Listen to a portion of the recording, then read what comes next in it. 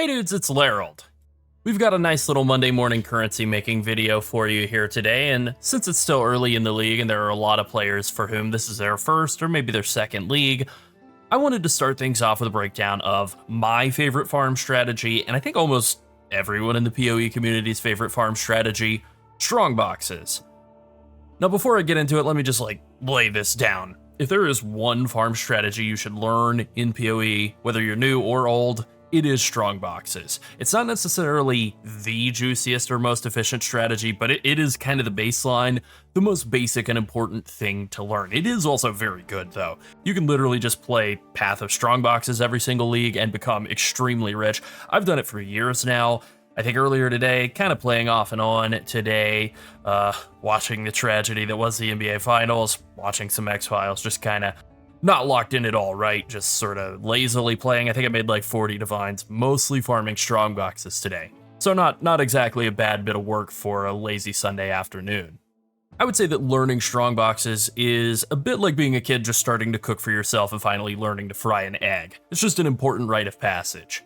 So let's get into it, but first, we have finally opened a Discord, and you should join it and say hi. Alright, first order of business. Strongboxes are really, really good. And they're good for like the simplest reason, right? They spawn a ton of monsters, and then they throw a bunch of loot at you. It's that simple. I just wrote down a bunch of words to describe Strongboxes. Easy, fast, fun, XP, that's a descriptor, gold, orbs, maps, scarabs, div cards. The point is that they throw a lot of generic stuff at you, but the point is that they throw a lot of generic stuff at you. And any build can farm Strongboxes. This isn't like you have to be ultra, super tank Jones in order to live through doing Strongboxes. It doesn't hurt, but you don't have to be super tanky. I think faster builds are better. If there was one thing I would say, orient yourself toward when it comes to farming Strongboxes, be faster, but it's an ARPG. Speed is kind of the name of the game. It's the name of the genre. This is a big part of why I like Toxic Rain Pathfinder so much. It's perfect for Strongbox farming, which, if I'm just going by the time I've spent farming a single mechanic in pathofexile, Strongboxes are my #1 favored strategy by a huge margin. I especially like that Toxic Rain can preload damage before the monsters spawn. There are a lot of builds that can do that, but it is always nice to have that strength. Moving fast, being able to preload damage, and then hey, if you're tanky, that's cool too. Now, one extra little wrinkle with Strongboxes, a really huge one though, is that they synergize very well with All Flame members. Strongboxes naturally will just spawn packs of monsters that are in the map. The way All Flame Embers work is that they swap out packs with monsters that are in the All Flame, and then Strongboxes will spawn those monsters. So they're a really good multiplier on using All Flame Embers. Now, I don't necessarily recommend All Flame Ember strategies.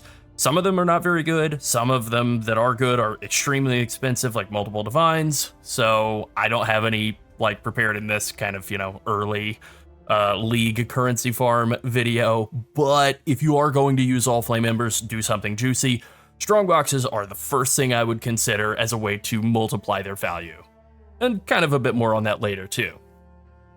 Alright, now let's get into Scarabs. So there are 5 different types of Scarab when it comes to Strongboxes. The main one, Ambush Scarab, you can use up to 3 of these. They just throw some extra Strongboxes in your map. This is great, right? You just get more Strongboxes in every map.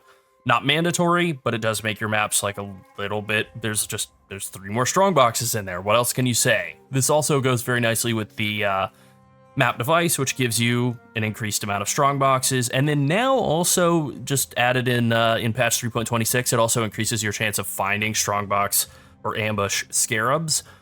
So very cheap, you're paying basically 1 chaos a Strongbox, and right now I think Ambush Scarabs are even cheaper than the map device, so it's just very cheap to add a lot of Strongboxes into your maps. Then the next 2 Scarabs I think are a little on the cheaper side, a little bit less impactful, but still somewhat useful. Ambush Scarab of Hidden Compartments. It gives you a 15% chance for the Strongboxes in the area to be openable repeatedly, and so this isn't just one extra time, it's not 15% extra Strongboxes, this is recursive, it stacks with another bonus that you get from the passive tree, and this is actually quite impactful. You roughly, if you're taking the standard tree setup and using this, you have about a 1 in 3 chance for your Strongbox to be reopenable. which then means another 1 in 3 chance to be reopenable, and so on and so on. So there have been times where I have just sat and opened a strongbox, killed all the monsters, reopened it, killed all the monsters, and done that like 5 or 6 times, and gotten like multiple divines out of a single strongbox worth of like div cards or actual raw currency or whatever because of this. So great synergy there. And obviously this synergizes with anything that increases the amount of strongboxes you get. The next Scarab is probably the weakest of the 5, Ambush Scarab of Potency. This makes the explicit modifiers on the strongboxes stronger, so the explicit modifiers can be kind of anything. Increased quantity of items, that's a good one. Instead of having like 100% increased quantity, it's 175%. Usually the quant and rarity modifiers are huge too, so this can have a pretty outsized effect. Usually the more impactful thing though is like if a strongbox says like it drops, I don't know, 4 extra cartography scarabs, now instead it would drop, you know, 5 extra cartography scarabs, like that's cool, right? Or 6, whatever. The point here being that like this makes your strong boxes each individually a little bit more valuable. It's not super important. It's definitely the cheapest of, at least at the last time I looked, it's the cheapest of the 5 scarabs, and for good reason. It's like generally the least impactful unless you have something that's giving you a massive number of strong boxes that you would then want to multiply. All right, and so then the 4th type of scarab, Ambush Scarab of Discernment, makes it so the strongboxes are more likely to be rarer varieties. So the 2 main types of strongboxes, or 3 really, that could be as Diviner strongboxes, which only contain divination cards, Arcanist strongboxes, which only contain currency, and then Cartographers, which only contain maps. Now, generally speaking, I prefer not to go after the like cartographer scarabs and duplicating all of the maps that come from strongboxes. This is something you can do, not to like skip ahead here, but because I prefer to take the modifier that makes all of your strongboxes be automatically rare and automatically corrupted, it means all of the maps will drop corrupted. So if you get like tier 17 maps, you get 2 of them, but they'll all be corrupted. So it's kind of hard to run them, kind of hard to sell them off to other people too. So I don't really think as much about the Cartographer Scarabs or the Cartographer's Strongboxes, but the Diviners and the Arcanists are basically the reason that you really like doing Strongboxes. Getting raw currency, getting raw divination cards, very, very rewarding. So, you know, this is a really valuable Scarab. It is one that is typically run in all setups. So my preferred setup, if I'm like keeping things cheap, would be 3 Ambush Scarabs, 1 Hidden Compartments, and then 1 Potency if I want to keep it really cheap, or if I would prefer it to be like kind of rewarding, it'll usually be this: 3 Ambush, 1 Hidden Compartments, 1 Discernment, then throw in the map of my choice, put Ambush in the map device, and, you know, drill baby drill. The final type of Ambush Scarab is the Ambush Scarab of Containment, and it causes all of the monster packs in the map to be converted into strongboxes. So if you're doing this kind of strategy, you're pretty much using it to be a multiplier on a type of All Flame Ember. Definitely not this one. This is only like a 4 Chaos All Flame Ember. You would want to use Ambush Scarabs of Containment to be a multiplier on one of the like multi-divine Ambush All Flame Embers. So Ambush Scarab of Containment, you know, compared to all the rest of these, which are like a handful of Chaos, I think maybe the most expensive one is Ambush Scarab of Discernment, which is like 9 Chaos right now. Containment is like 100, or no, I think it's 1.8 divines. Let's just check in with Faustus here. 290 Chaos without breaking a sweat. Yeah, so it's a pretty expensive divine orb. You know, prices will always change, but that's where we're at right now. So this is something you definitely don't want to use if you have no specific, like, explicit plan for really making it be profitable. Now, with that being said, maybe you're playing SSF or something, you know, whatever, you wanna burn them. Like, in that case, I would do everything I could to make the strong boxes themselves be very rewarding. So I'd be like stacking all flame embers and trying to really just min-max that. And then also definitely be using hidden compartments as well for that increased chance to reopen the strong boxes and spawn more of those all flame ember monsters. I don't think I would be using any of the other type of ambush scarabs in conjunction with containment. But again, my preferred standard setup is 3 regulars, 1 hidden compartments, 1 discernment. I think that's pretty solid. All right, next up is the Atlas passive tree that I recommend. And before I jump into that, I just want to say that I have added a link to that into the spreadsheet of early farm strats, because this is something that I think you can transition into, you know, within the first week of a league, which I guess we're outside of that time frame now, but still, I added that to the very bottom of the set of Atlas passive links, so you can find that there. So if you're asking where this link is, it means I know you haven't watched the video. I have a lot of leftover points in this setup too. Like I'm taking most of the strongbox nodes, taking all of the small passives on this one down here, Twice Tempted, because they give you a chance to get an extra pack of monsters. So if you're opening a dozen, 15 strongboxes in every map, something like that, you know, getting whatever, a handful of extra packs of monsters just winds up being really rewarding in all the possible ways. Currency, XP, gold, you know, feels good. I'll just mention the rest of the like notables for strongboxes. Vault of Mysteries, all of the duplication or divination cards from strongboxes are duplicated. This is awesome. Backup cache, all the currency items from strongboxes are duplicated. This is also awesome. Secret compartments gives you a 10% chance for strongboxes to be openable again. You get a little bit more chance as well from the small passives in this area. Tamper-proof makes all the strongboxes be rare and corrupted. Technically speaking, you can like walk around with alchemy orbs and vols in your bag if you want to roll them yourself. Don't do that, it sucks. The whole point of the idea here, like, right, is speed, so just go with tamper-proof. And then, you know, the only other thing here is Twice Tempted. You get a strongbox guaranteed. Woo. So with that being said, kind of already mentioned before why I don't really prefer to take concealed logistics, but it is something you can do. Kind of have a lot of leftover points, so I like to go into domination shrine stuff just because I like shrines. And so I take some just generic shrine nodes along the way. And then I prefer blue altars. You know, if you like red altars, you can definitely take red altar stuff as well. But I like to take just all of the altar nodes to give me like more pack size. Again, just get more monsters into the maps, get more Eldritch altar options available from having larger packs of monsters. Every time you kill an Eldritch monster, have a chance to spawn an Eldritch altar. And so, you know, having more monsters means more altars. Then because of the new league mechanic, getting like the new memory influenced maps, I just kind of spent a couple of points you know, to come up here and take these increased chance to get memory influenced maps, and then I put a point in for Grasp of the Past just to get more memory strands on equipment items. I don't think I've made much in the way of currency of actually finding good memory stranded items and then selling them off, but hey, you know, maybe tomorrow will be my big lucky day. Then on top of that, I'm really just trying to do everything I can to min-max all of the map mod effect that I can. So for people coming from PoE 2, in PoE 1, all of the map modifiers increase the quantity, rarity, and pack size of your maps. It's not like PoE 1 where only the prefixes are positive and the suffixes are negative. All of the map mods are negative, and all of them increase quantity, rarity, and pack size. So increasing map mod effect is extremely valuable in PoE 1. So I take every single map mod effect wheel that I possibly can, and even all of these crappy little nodes up here, what is commonly referred to as the top hat, this like 2 sets of branches that give you 2% map mod effect, like all of that multiplies all the quant, rarity, and pack size. Then also I like to take this quantity wheel around here and this central quant and rarity wheel as well. I take the harvest nodes just because I'm never going to do a harvest that's in my maps. I don't want harbingers to be in my maps. I don't really want essence monsters to be in my maps either, so I take the harvest so that I don't have to deal with any other mechanics. Other than that, the only other like thing that's left here is just simply the map wheels. And the reason that I take Shaping the Skies and Shaping the Mountains is because it gives you increased chance to, you know, that final line, tier 1 to tier 15 maps have a 15% chance to become 1 tier higher. Once you have all 4 of your void stones, a lot of people would naturally assume like, all right, all of the maps are going to drop as tier 16, so those wheels wouldn't do anything, you know. Shaping in the Mountains, Shaping the Skies wouldn't do anything anymore.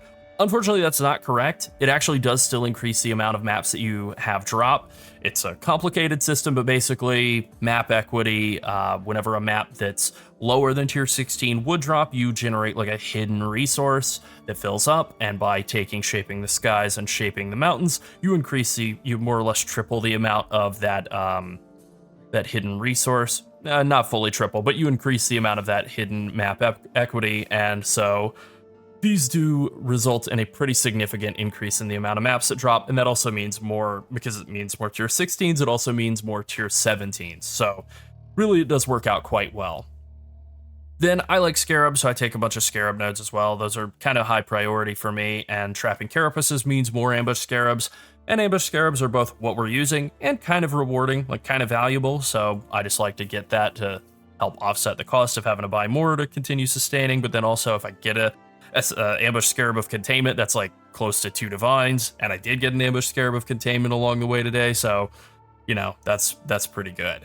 All right, that's pretty much it for the tree. You definitely don't need 132 points. You don't really even need that close to start doing this. I would say, you know, if you're not already in red tier maps, though, I would definitely focus on some of the strategies that we talked about in our video on Friday. Maybe start with like some expedition and kind of work your way toward this. But this would be my like first strategy that I would do once I'm like really locked in and set up and comfortable in tier 16s. This is pretty much what I switched over to. You can run this in memory maps. You can run this in regular maps. I've been doing it in both, kind of bouncing back and forth between this and a couple of other strategies and really having a good time. All right, so that's kind of all of the setup. Now let's just talk about what you actually do. We'll start with the map of your choice. So, I mean, literally it can be whatever map you want. That's one thing that's nice about Strongboxes. There is no map that's bad for Strongboxes. With that being said, I think my preferred choice of map is either like Mesa or Defiled Cathedral. Just go into Maps of Exile, which this is a great website. It's kind of here to answer the question, what is the best map? And you can kind of weight your preference on like the layout, mob density, boss, and then, you know, good div cards. So Defiled Cathedral has the best div card in the game. The Apothecary, it's like 45-ish Divines. You know, great map to run. Mesa is also a good map, though. It has the Fortunate, much more common div card. You get 12 of them. That's 2 Divines, just straight up. So Apothecary, the problem with it is that it is exceedingly rare, and, you know, you can farm for days and not see one. So I wouldn't really recommend doing Defiled Cathedral unless you're really juicing or you're fine with extreme RNG. Eventually, while mapping, you will find the Blind Seer. I don't think I have any footage of that, but it's fine. He just randomly appears from time to time, and he will both give you a unique and also allow you to scry the div cards in the map that you're currently in, which will overwrite the div cards of a different map. I have done that with Mesa, which is a map that I like the div cards on, and I like the layout of Mesa, and I have scried over the div cards of Dune's map, which are quite bad, with the Mesa div card. So now I can run Mesa or Dunes, and, you know, this is why I like to farm Mesa early on in the league. It's a good layout with good div cards, and then you overwrite a map with a better layout with bad div cards, Dunes, for example. And now I basically have my farm strat laid out for me for like the rest of the league if I want. Just Dune Strongboxes, log in. All right, so once I'm in a map, the first thing I like to do is boss rush. I just rush to the boss, kill it first thing. The main reason for this is to remove boss rewards from the Eldritch Altar pool. You can also just like run Jungle Valley map. That's another good option. The boss doesn't actually spawn until you enter her room at the very end of the map, so you don't even like have to boss rush there. You just automatically start with those map boss Eldritch Altar options disabled. The reason we want to disable those is simple. They're just not as rewarding as the monster modifiers or the player modifiers. Now, Jungle Valley isn't my favorite layout. I prefer Dunes and Mesa, but it's a popular map for a lot of players. Be warned, though, if you do go with Jungle Valley, you probably don't want to waste time entering the boss room at all, except for every 28th map to get your Eldritch Invitation, because she is really slow. So in terms of the mods that we want from Eldritch Altars, the player mods have some pretty nasty downsides. So you do, if you're doing blue altars, you want to overcap your cold and lightning resistance, so you can take the minus cold and lightning resist option. Like, you can take that downside and still get some of the good modifiers that come from the player mods. So my preferred ones are just like quantity of items is great, and then duplication of like currency, div cards, and scarabs are all also great. Rarity is good, but it's not nearly as good as quantity because it doesn't apply to currency. I don't think it applies to div cards either, but it just applies to, you know, things that have rarity. It was changed in patch 3.25 to apply to unique, so if you have like a massive amount of rarity, your chances of getting like a headhunter or a mage blood are higher than if you have absolutely none. I did farm during Settlers League. I did farm actual raw headhunter and mage blood drops because of doing a bunch of rarity stacking, so it does work, but, you know, it's pretty rare, right? Then the other thing that I like to get out of blue or red altar mods, for that matter, would just be monster mods that give like currency or good div cards. You know, div cards that give a random currency reward. Maybe you'll get lucky. I got lucky in the first couple days of the league and got a House of Mirrors out of one of those blue div card altars. So, you know, could happen. Over a long enough timeline, it will happen. It's just whether you want to put in the thousands of hours required, which, you know, hey, eventually, yeah.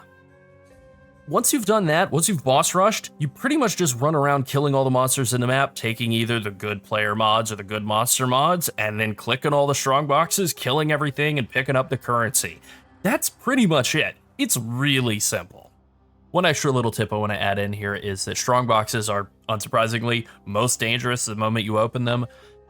Particularly, I find the Ice Nova and then Detonate Dead to be the two most deadly things from Strongboxes, so my default is usually to click it and then immediately run away, and then come back after the Ice Nova or Detonate Dead has gone off. There is a little distinct sound that you will come to learn and fear when either of those two is getting ready to go off, so be on the listen for that, I suppose. And that's Strongboxes. It's my favorite farm strat. It's a lot of people's favorite farm strat. It's simple, it's easy, it's super rewarding. It's kind of just the default for the game. And then everything else really has to either be cheaper or more rewarding or in some way interesting in order to be competitive. Many farm strategies are, but really, nothing hits quite like getting a pair of Apothecary cards or Hinakora's locks fresh out of a Strongbox. Alright, that's it. Be sure to like and subscribe if you enjoyed the video, and join our Discord and say hello to me and Sunset if you haven't already. And finally, thank you to all of our channel members. If you want to support us so we can keep making more PoE content, become a channel member as well. Thanks for watching. Bye.